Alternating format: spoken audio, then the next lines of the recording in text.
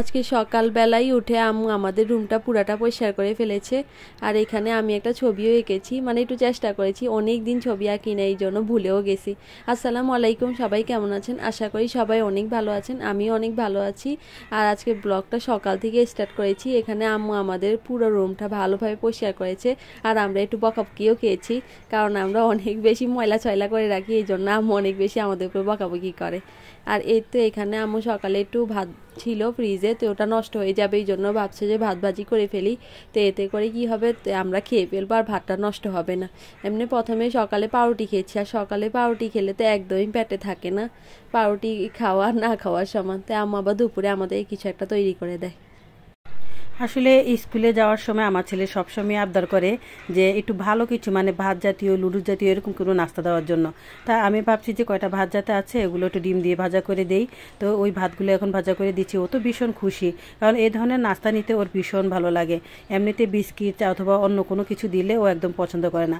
ছোটোবেলা থেকে বাচ্চাদেরকে আমি সবসময় ঘরের নাস্তার অভ্যাস করিয়েছি, তো এখন আর বাইরের নাস্তা কিনে দিলে ওরা খুশি হয় না। আমি যখন ছোট ছিলাম তখন আম্মু যখনই আমাকে এরকম ভাত ভাজা করে দিত আমি অনেক খুশি হয়ে যেতাম।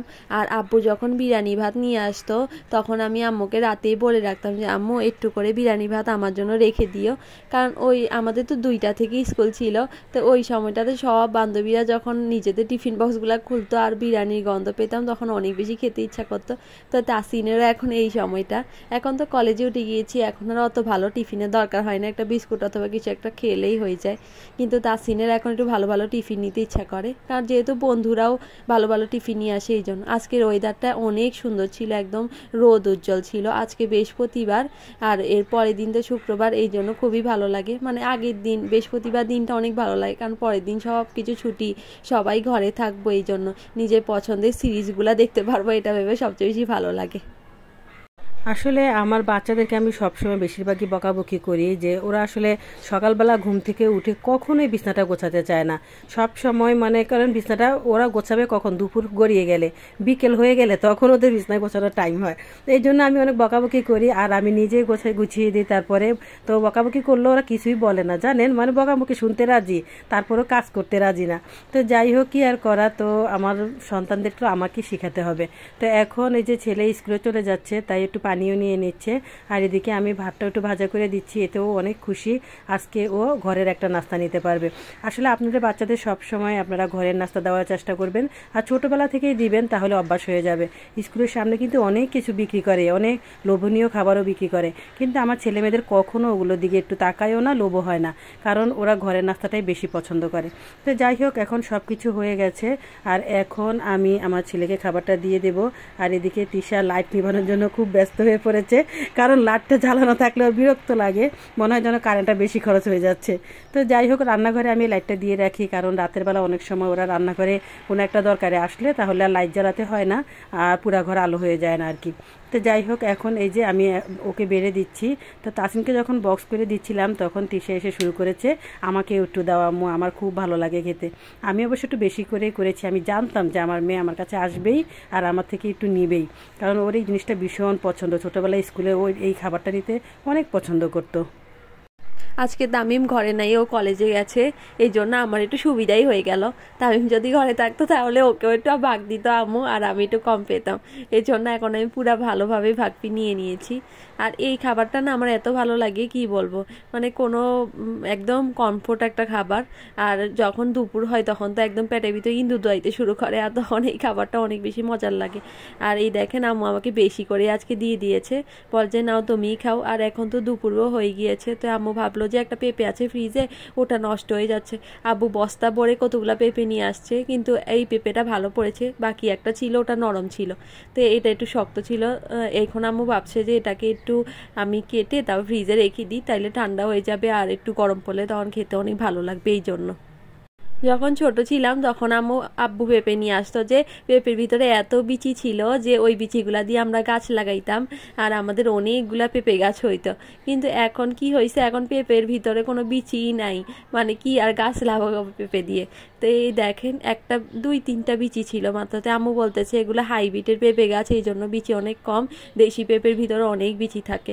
আসলেই সত্যি, এটা হাইব্রিডের পেঁপেগুলা মজাও কম হয়, আবার তেমন একটা ভালোও লাগে না খেতে। এতে এখন আম্মু আজকে এটা পরের দিন শুক্রবার, আমরা ওই দিন কোনো ব্লগ করিনি। তো পরের দিন আম্মু খিচুড়ি ভাত রান্না করবে, তো সেটাই আপনাদের সাথে শেয়ার করছি। এখানে আস্ত রসুন তেলের ভিতরে দিয়ে ভালোভাবে ফ্রাই করে নিচ্ছে। আর এই যে দেখেন এই ব্যাগটা আমি জোর করে কিনেছি, আম্মু একদম আমাকে কিনে দিতে চায়নি, বলে যে এত সিম্পল ব্যাগ তুমি ব্যবহার করবা না, 2-3 দিন পরে এটা পরে থাকবে। সত্যি ওটাই হয়েছে, এখন আর আমার ব্যাগটা ব্যবহার করতে একদম ইচ্ছা করে না, কিন্তু আম্মুর সাথে জোর করে আমি ব্যাগটা কিনছি। এরকম সবসময় জুতা বা অন্যান্য কিছু আমি জোর করে কিনি, পরে আমার নিজেরই আর ভালো লাগে না, এরকম সব সময় হয় আমার সাথে। এখন আম্মু পেঁয়াজও দিয়ে দিয়েছে আর ভালোভাবে সব কিছু ফ্রাই করে নিচ্ছে। আজকে রান্না করবে যে চিকেন খিচুড়ি, আর এই চিকেন খিচুড়িটা খেতে অনেক ভালো লাগে। অন্যান্য সময় মুরগির মাংসটা আমি খিচুড়ির সাথে মিশিয়ে দিই, কিন্তু আজকে আর মিশাবো না, আজকে ভাবছি আলাদা আলাদা করে রান্না করব। আর এখানে আমি অনেকগুলো আস্ত রসুনের কোয়া দিয়ে দিয়েছি। আর এই মাংসের সাথে যে রসুনটা মানে আস্ত আস্ত থাকে, ওটা বাচ্চাদের খেতে নাকি অনেক ভালো লাগে। তো এই জন্য আমাকে বলতেছে আম্মু আস্ত রসুন দাও। তো আমি এবার আর আস্ত রসুন আনিনি, তবে কোষ খোলা রসুনগুলো এনেছি। এটা আমাদের দেশি রসুন, কোষ খোলা রসুনগুলো অনেক ভালো খেতে আর অনেকটা মানে ঝাঁঝালো। আমাদের দেশি রসুনে তো কোনো তুলনাই হয় না, কিন্তু মানুষ যে কেন খেতে চায় না সেটাই বুঝি না। আসলে এই জিনিসটা মানে রসুনটা একটু চুলতে অসুবিধা হয়, তো এই জন্য বিরক্তকর, এই জন্য সময় নষ্ট হয় বলে অনেকে এই রসুনটা খেতে চায় না। তো যাই হোক, আমার আবার সেগুলোর দিকে নজর নেই, আমার নজর হচ্ছে স্বাস্থ্যর দিকে, মানে স্বাস্থ্য ভালো থাকবে যেটা খেয়ে আমি সেটাই সবসময় আনার চেষ্টা করি, যত দামি হোক আর যত কষ্টের কাজই হোক। তো যাই হোক, এখন আমি মাংসটা রান্না করে নিচ্ছি, আলাদা করেই রান্না করব, আর খিচুড়িটাও আলাদা করে রান্না করব। আমার আম্মা সবসময় খিচুড়ি আর মাংস আলাদা করে রান্না করে, আর কখনো তেমন একটা মিশায় না, কিন্তু আমি সবসময় মিশিয়ে দেই, আর আমার বাচ্চারা মিশানোটাই বেশি পছন্দ করে। তো ভাবলাম যে না, আজকে একটু আলাদা করেই রান্না করি। মাংস আম্মু আলাদা করে তো রান্না করেছি ঠিক আছে, কিন্তু আম্মু একটা বড় ভুলও এখানে করে ফেলেছে, ওটা আমি পরে বলছি। এখানে কি হয়েছে, আব্বু পেঁপের সাথে ড্রাগন ফলও নিয়ে আসছে। আর এখন যেহেতু ড্রাগন ফলের সিজন, জানি না সিজন নাকি না সিজন, কিন্তু অনেক দেখি রাস্তায় পাওয়া যায়, তো এই জন্য মনে হচ্ছে সিজন। কিন্তু আব্বু এমন একটা ড্রাগন ফল নিয়েছে যেটাতে কোনো মিষ্টিই নেই, তো আমি আর ফেলে দিব না, তো আম্মুকে বলছি একটু চিনি দিয়ে মিক্সার করে দাও, শরবত বানিয়ে খেয়ে ফেলি। যাই হোক, এখানে আম্মু এখন খিচুড়ি ভাতের জন্য চাল নিয়ে নিচ্ছে, এটা হচ্ছে আতপ চাল। আর আতপ চালে খিচুড়িটা অনেক ভালো লাগে, এছাড়া পোলাও চালে খিচুড়িও অনেক মজা, কিন্তু আজকে পোলাও চাল ছিল না। এখানে আম্মু আমার সাথে কথা বলতে বলতে চাল এত বেশি ডালি দিছে যে সব চাল পড়ে গিয়েছে। তা আম্মু আবার আমাকে এই বকছে, বলে যে তুমি আসি মাথার কাছে বক বক করো, আর এই জন্য আমার সব কাজ উল্টা ফুল্টা হয়ে যায়। আর এখানে দেখেন আম্মু মাংস ভাজা ছাড়াই আজকে বুনা বুনা করে রান্না করার চেষ্টা করছিল। তো আম্মু বলে যে আজকে অনেক মজা হবে, হয়তো পরে নিজেই খেতে পারেনি, মানে নিজের কাছে ভালো লাগেনি, কারণ আম্মু মাংস ভাজা ছাড়া একদম খেতে পারে না। আর এই জন্য আম্মু বলে যে আমার ওই প্রথম দিন যে মুরগিটা নিয়ে আসি ওটাই আমার ভাজা করে খেতে ভালো লাগে, এছাড়া আমার একদম মুরগি ভাজা ছাড়া ভালো লাগে না। প্রথম দিন মুরগি আনলে যে একটা স্বাদ থাকে, আর পরে কিন্তু এই স্বাদটা থাকে না। তো তিশার কথাই আজকে আমি না ভেজে বেশিরভাগ রান্না করছি। ও আমাকে সব সময় স্বাস্থ্য টিপগুলো একটু বেশিই দেয়, মনে হয় যেন আমি বুঝি না, ও আমার থেকে বেশি বুঝে। সত্যি আসলে এখনকার ছেলেমেয়েগুলো না একটু বেশি বুঝে আমার মনে হয়। তো যাই হোক, আমাকে বলতেছে স্বাস্থ্যসম্মত ভাজাভাজির দরকার নেই, ভাজা ছাড়াই রান্না করো। আমি ওর কথা মতো ভাজা ছাড়াই রান্না করেছি, এখন আমি নিজেই খেতে পারছি না। মানে প্রথম দিন আমি খেতে পারি, কিন্তু পরে যখন ফ্রিজে রেখে দেই তখন আর খেতে পারি না। তো যাই হোক, তারপরেও কিছু করার নেই, ওদের কাছে ভালোই লেগেছে। ওরা বললো কেন জানি আমার কাছে একটু অন্যরকম লেগেছে, আসলে আমার অভ্যাস তো তাই। আম্মু ছোটোবেলা থেকে ভেজে খেয়েছে যে এই জন্য মনে হয় এই অবস্থা। আমাদের তো মুরগি কষিয়ে রান্না করো বা যেভাবেই রান্না করো আমাদের থেকে সবসময় ভালো লাগে। এখানে তাসিনও একটু মানে করছিল, জানলা দিয়ে বাতাস আসছিল। আমাদের আবার জানলা আটকিয়ে রাখতে হয় কেন, আমরা রাস্তার পাশে তো, এত বেশি শীতকালে ধুলোবালি আসে যে একটা টেবিলে যদি একবার মুছে 10 মিনিট পরে আসি দেখি যে পুরা আরেকেস তো ধুলোবালি জমে গিয়েছে। তো এত বেশি পরিমাণে আমাদের টেবিল চেয়ার অড্রফ সব কিছু পরিষ্কার করতে, এই জন্য আম্মু জানলা আটকিয়ে রাখে। দিনের বেলা তো এই সমস্যা, আর রাতের বেলার সমস্যা হচ্ছে কিছু মশা আর পোকামাকড়, এইগুলা মানে জানলা দিয়ে ঢুকে এত জ্বালানো শুরু করে, কি বলবো। শীতকালে আবহাওয়া যে উপভোগ করবো সেই উপায় নেই। যাই হোক, এখন এখানে আম্মু খিচুড়িটা ভালোভাবে কষিয়ে নিয়েছে, আর এখন পানি দিয়ে দিয়েছে পরিমাণ মতো। আমি পানিটা মেপেই দিয়েছি, পরে আম্মু ঢেলে দিল। আর এখন ঢাকনা দিয়ে দিবে, আর আমরা কিছুক্ষণ অপেক্ষা করব। এখানে জুমার নামাজ পড়ার জন্য দুজন রেডিও হয়ে নিচ্ছে, তাসিন এখানে রেডি হয়ে নিচ্ছে। তো আমি বলছি যে তোমার পাঞ্জাবিটা তুমি একটু আয়রন করে নাও। ও এত অলস যে ও পাঞ্জাবি মানে মাদ্রাসা থেকে পড়িয়ে আসি, তারপর এটাকে পিক্কা মেরে ফালাই দেয়, কই ফালাইতে, পরে আবার পরের দিন যখন টাইম আসে তখন আবার এটা খোঁজাখুঁজি শুরু করে। ছেলেগুলা কেন যে এত অলস হয় বুঝলাম না আসলে। এতটাই অলসতা ওদের ভিতরে যে নিজের কাজটা নিজেরা ঠিক মতো করে না, আর বাইরের বাড়তি কাজ কি করবে, নিজের কাজে তো নিজেরা ঠিক মতো করে না। আর এদিকে আমি দেখছি যে ওদের জন্য মানে ওরা সবসময় মসজিদে গেলে মানে ফান্টা অথবা কিছু একটা নিয়ে আসে আর কি। তা আজকে বললাম নিবে না, আজকে আজকে বলতেছে না এই ঠান্ডা দিয়ে এগুলো খাবো না, এগুলো খেলে এখন গলা ব্যথা করবে, আর এগুলো ঠান্ডা ছাড়া খেতেও ভালো লাগে না।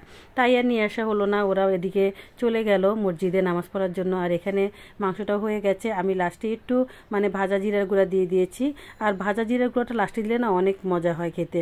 তো যাই হোক, এই যে খিচুড়িটাও প্রায় হয়ে এসেছে, আমার রান্নাবান্না প্রায় কমপ্লিটই। আমরা রান্না বাড়া কমপ্লিট করলে কি হবে, ঘড়ি একদমই আমাদের জন্য অপেক্ষা করছিল না, মানে এত দ্রুত চলছিল। এই তো এখানে এই ধনে পাতাগুলো কি হয়েছে, আমি যখন কলেজ থেকে আসছিলাম তখন দেখছি একটা লোক অনেক টাটকা ধনে পাতা বিক্রি করছে। তা আমার এত ভালো লেগেছে, তাই আমি আম্মুর জন্য 20 টাকার ধনে পাতা নিয়ে আসছি। আম্মু খুশি হয়েছে ঠিকই, কিন্তু নিজে আমি যে টাটকা ধনে পাতা আসি সেটা নিয়ে একটু জেলাসও হয়েছিল। বলে যে তুমি এত টাটকা ধনে পাতা কোত্থেকে নিয়ে আসলা। মানে এখন আমাদের যে এলাকা এখানে একদম টাটকা ধনে পাতা পাওয়া যায় না, এরকম বিলেতি ধনে পাতা পাওয়া যায়, ওটা খেতে একদম ভাল লাগে না আমার থেকে তো এই আমাদের দেশি ধনে পাতাটা অনেক ভালো লাগে। তা আমি আম্মুকে বলছিলাম যে আম্মু এখন বর্তমান সময়ে মানুষের থাইরয়েডের সমস্যা অনেক বেশি বেড়ে গিয়েছে, তুমি এক কাজ করো বেশি বেশি ধনে পাতা খাও, এতে করে অনেক ভালো হবে স্বাস্থ্য। তা আম্মু এখানে খিচুড়ির সাথেও একটু ধনে পাতা দিয়ে দিয়েছে আমার কথা মনে করে। আর এই তো আমরা এখন গোসল করে ফেলেছি, আর এখন আমরা খাওয়ার জন্য প্রস্তুতি নিচ্ছি। মানে এত ক্ষুধা লেগে গিয়েছে, অনেকক্ষণ সময় হয়ে গিয়েছে, তো মানে রান্না বাড়া করতে অনেক বেশি টাইম খরচ হয়, আর খিদাও লেগে যায় অনেক বেশি। তো এখানে আম্মু তাড়াতাড়ি করে আমাদেরকে দিয়েও দিচ্ছে, আমরা তাড়াতাড়ি করে মানে খাওয়ার জন্য তাড়াহুড়া করছি। আর এই জিনিসটা আমার অনেক বিরক্তিকর মনে হয় যে আমি আস্তে ধীরে সব বাড়ি, এরপর তোমাদেরকে ডাক দিব, তোমরা আসিও। এই তো যাই হোক, আম্মু থেকে কেড়ে কুড়ে এখন নিয়ে আসলাম খাওয়ার জন্য। আম্মুও চলে এসেছে। আম্মুর জন্য এখানে বসে বসে আমরা 20 মিনিটের মতো অপেক্ষা করছি। আম্মু রান্না করে কি করে আল্লাহই জানে। আমরা আসি অর্ধেকখানা শেষ করি, তখন আম্মু আসে রান্নাঘর থেকে। আম্মু রান্নাঘরে এতক্ষণ ধরে কি করে সেটা পরে একদিন শেয়ার করব। তাই আমরা এখানে খাই, আপনারাও আসি পড়েন আমাদের সাথে খাওয়ার জন্য। সবাই ভালো থাকবেন, আল্লাহ হাফিজ।